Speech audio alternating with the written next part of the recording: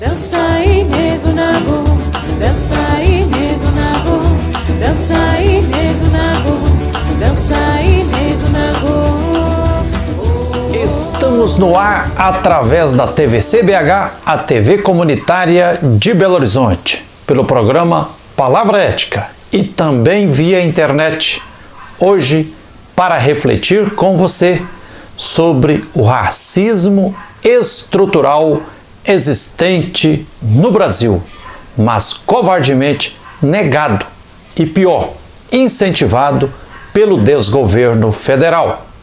Na noite de 19 de novembro, agora de 2020, véspera do Dia da Consciência Negra, nosso irmão negro João Alberto Silveira Freitas foi barbaramente linchado e assassinado em Porto Alegre, no Rio Grande do Sul, em um supermercado da rede Carrefour. Primeiro, nosso abraço solidário à família do João Alberto, ao pai João Francisco Freitas, aos filhos, à companheira Milena Borges Alves, aos amigos e amigas. João Alberto Silveira Freitas, um homem negro de 40 anos, outro George Floyd brasileiro, barbaramente assassinado por um segurança e um policial militar que trabalhava como segurança, na prática, jagunços, que de humanos só tem a aparência. João Alberto Silveira Freitas, mais um irmão negro assassinado e martirizado no Brasil racista. Repudiamos com veemência mais esse assassinato e também repudiamos o vice-presidente General Mourão e o fascista lá do Palácio do Planalto, que deveriam ter vergonha de afirmar que no Brasil não há racismo. É assim que um governo racista, fascista e genocida mata de 1000 formas. O general Mourão e o que adora torturadores não dizem apenas uma mentira deslavada, mas agem criminosamente, incitando a reprodução de outras barbáries.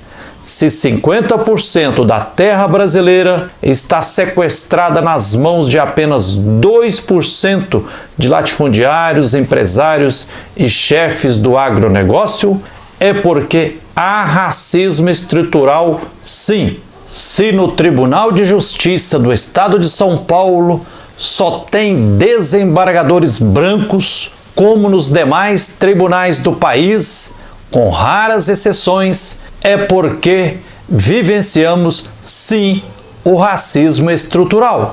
Se entre os 140 ou 150 novos médicos que se formam semestralmente na Faculdade de Medicina da Universidade Federal de Minas Gerais, em Belo Horizonte, só há 1 ou 2 negros, é porque há racismo estrutural, sim.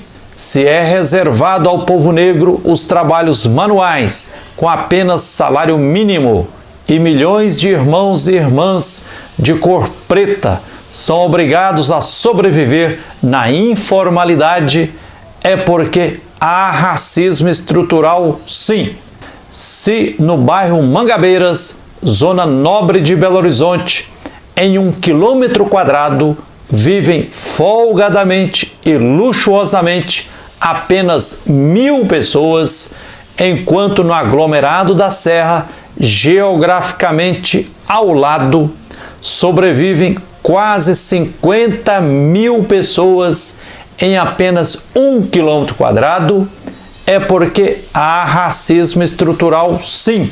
Se há poucos negros e negras eleitas para ocupar posições nos poderes executivo, legislativo e judiciário, é porque há racismo estrutural, sim.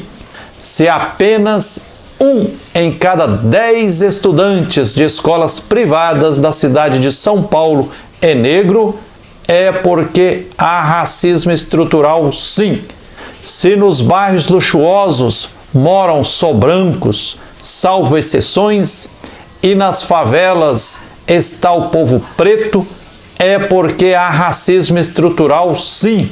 Se entre os 800 mil presos jogados nos presídios brasileiros, que na verdade são novos navios negreiros, mais de 90% dos presos são pretos, é porque há racismo estrutural, sim.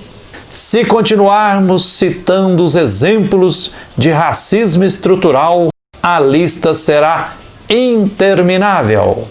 Na barbárie de uma sociedade capitalista, uma máquina de moer vidas, muitas vezes temos que dizer o óbvio para desmascarar as mentiras, as fake news criminosas, ditas e repetidas por integrantes da classe dominante para pavimentar a reprodução da superexploração que campeia no nosso querido país. Que fazer para superarmos o capitalismo, a desigualdade social e o racismo estrutural? A superação deste status quo, que violenta e mata de mil formas, passa pela classe camponesa realizar, na lei ou na marra, uma revolução agrária, que é a partilha, a democratização e a socialização da terra.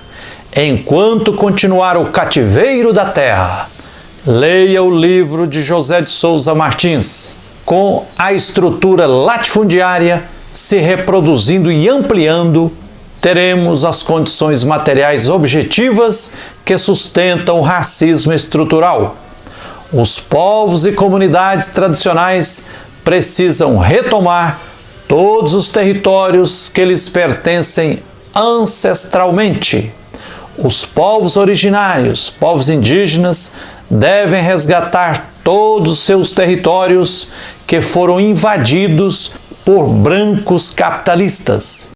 Uma das tarefas do povo da cidade é boicotar a rede Carrefour em todo o Brasil. Não entre em nenhum Carrefour, não compre e não consuma nada desta transnacional racista e criminosa.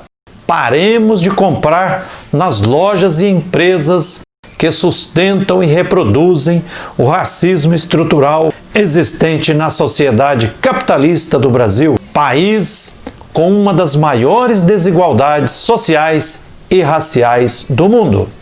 Faz bem inspirar-nos em alguns relatos bíblicos. Os evangelhos da Bíblia, Mateus, Marcos, Lucas e João, relatam que Jesus Cristo, jovem galileu rebelde, próximo à maior festa judaico-cristã, a Páscoa, impulsionado por uma ira santa, furioso, ocupou o templo de Jerusalém, lugar considerado o mais sagrado, fez um chicote de cordas, chutou o pau da barraca e expulsou todos os vendilhões do templo, bem como as ovelhas e bois destinados aos sacrifícios. Derramou pelo chão as moedas dos cambistas e virou suas mesas. Aos que vendiam pombas, eram os que diretamente negociavam com os mais pobres, porque os pobres só conseguiam comprar pombos e não bois. Ordenou: tirem estas coisas daqui e não façam da casa de meu pai uma casa de negócio. O planeta Terra é o templo sagrado que está sendo invadido e saqueado pela idolatria do mercado e do capital. Fazer boicote às grandes empresas racistas que violentam a dignidade da pessoa humana e a dignidade de toda a biodiversidade se tornou uma necessidade para a sobrevivência da humanidade sobre nossa única casa comum. Segundo a Bíblia, as mulheres parteiras do Egito, em Êxodo capítulo 1, versículos de 8 a 22, diante de um decreto-lei, de uma medida provisória que, para controlar a natalidade, mandava matar as crianças do sexo masculino. As mulheres parteiras se organizaram e fizeram greve e desobediência civil. Não vamos respeitar uma lei autoritária do império dos faraós. O Deus da vida quer respeito à pessoa e não concorda com a matança de crianças e com nenhuma opressão e violência, diziam em seus corações as mulheres do movimento de saúde pública lá do Egito sob o imperialismo dos faraós. Diz a Bíblia: Deus estava com as parteiras, o povo se tornou numeroso e muito poderoso, isto é, crescia em quantidade e em qualidade. Os pobres organizados que seguiram Mahatma Gandhi e Martin Luther King Jr., mártires dos violentados, fizeram desobediência civil, desafio às leis injustas sem agredir pessoas. Como gestos extremos, acordaram consciências anestesiadas, cúmplices de sistemas opressivos. A não violência de Gandhi e Luther King não diz respeito às coisas, mas sim às pessoas humanas.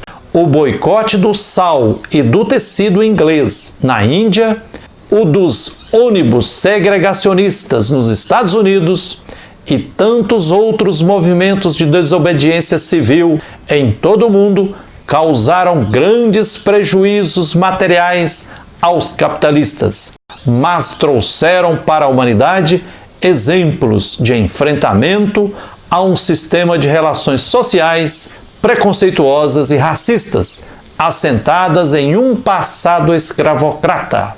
Oxalá o povo brasileiro se revolte, como aconteceu nos Estados Unidos com o assassinato de George Floyd, que animou e inspirou um massivo movimento antirracista que foi decisivo para a derrubada do fascista Trump nas urnas. Basta de racismo. Malditos sejam todos os racistas. Que João Alberto Silveira Freitas, martirizado, continue animando e inspirando o movimento antirracista. Oxalá a morte deste nosso irmão não caia no esquecimento e que este movimento continue crescendo e nos ajude a derrubar do poder todos os fascistas, genocidas e racistas. É isso aí, que a luz e a força divina continuem nos guiando na luta por direitos.